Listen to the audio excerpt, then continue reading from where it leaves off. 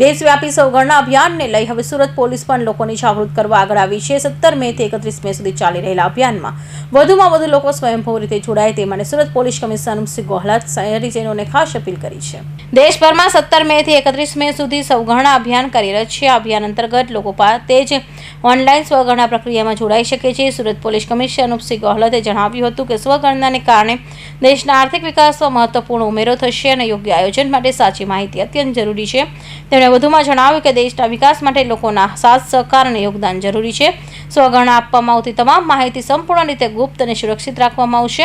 માત્ર 2 મિનિટમાં લોકો ઓનલાઈન પોતાનું ફોર્મ સબમિટ કરી શકે છે અને સરળ પ્રક્રિયા દ્વારા સ્વગણનામાં જોડાઈ શકે છે। લોકોને નિર્ભય બની અભિયાનમાં સહભાગી થવા તંત્ર દ્વારા અપીલ કરવામાં આવી છે।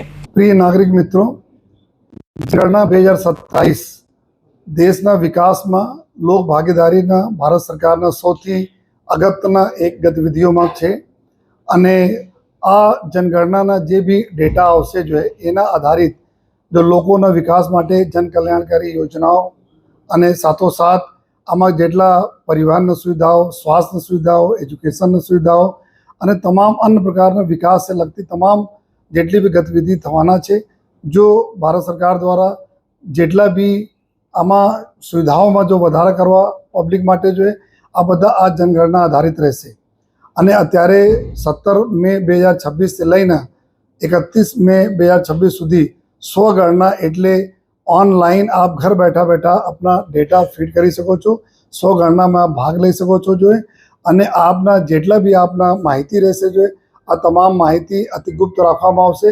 આ માહિતી કોઈ શેર કરવામાં નહીં આવશે જોઈએ। આ માહિતીના આધારે જ ભારત સરકાર દ્વારા જોઈએ અન્ય યોજનાઓના જો નિર્માણ અને જો પ્રપોઝલ જો બનાવીને આગળ કાર્યાન્વિત કરવામાં આવશે જોઈએ।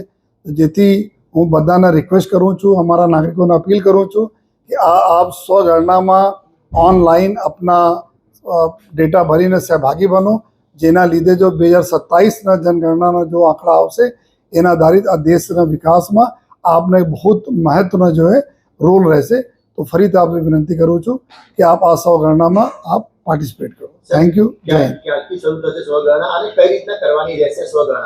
17 મે 2026 થી ચાલુ થઈ છે, 31 મે સુધી આ સ્વગણના ચાલુ છે જો આમાં એકદમ સિમ્પલેસ્ટ ફોર્મ છે। એમાં જો સાઇટ ઉપર જઈને જો આપ એકદમ ટિક કરવાના છે આપના જેટલી બી માહિતીઓ હોય છે આપના ઘર બાબતમાં જો આપના શું શું વસ્તુઓ છે અંદર આ એકદમ સિમ્પ્લિફાઈડ રૂપમાં આ જો માહિતી છે જો આપને ફક્ત ટિક કરવાના છે અને હાર્ડલી 2-3 મિનિટમાં જો પૂરી માહિતી આમાં પૂરે કમ્પ્લીટ થઈ જાય છે। નહીં આમાં કોઈ સાયબર આમાં ક્રાઇમના કોઈ એવા નથી। જો બી ડેટા છે આ બહુ સિમ્પલેસ્ટ ડેટા છે જે આમાં જ્યારે આપ જો સાઇટ ઓપન કરશો જોઈએ જ્યારે સાઇટ ઓપન કરો છો આમાં तुरंत આવી જાય છે ભાઈ આપ ટિક કરતા જાઓ, એકદમ ટિક કરતા જશો કે આપના કેટલા જો ક્યાં રહો છો, ઘર કઈ પ્રકારના છે, અંદર સુવિધાઓ કઈ પ્રકારના છે, ઇલેક્ટ્રોનિક ગેજેટરી કઈ પ્રકાર, વાહનો શું રાખો છો, ટિક ટિક કરતા જાઓ અને આમ જ સંપૂર્ણ થઈ જશે। કોઈ એવા ડેટા માંગતા નથી જેના લીધે આપ જો કોઈ સાયબર ક્રાઇમના શિકાર બનો છો। नहीं बिल्कुल नहीं, जो आम बैंक ने विगत वगैरह तो कुछ है ज नहीं, आम कोई दूर दूर तो नहीं, एकदम सिम्प्लीफाइड है अपना जो है कि आपने बस एक मोबाइल नंबर अपना नाम एक मोबाइल नंबर मांगे જેથી कि आपना डेटा मेंटेन रहे। આમાં કોઈ પણ પ્રકારના બેંકના ડિટેલ અથવા જો આપણે ડેબિટ કાર્ડ, ક્રેડિટ કાર્ડ આ કોઈ પણ પ્રકારના ડેટા આમાં માંગવામાં આવતા નથી। Bureau report, Hind TV news, Surat.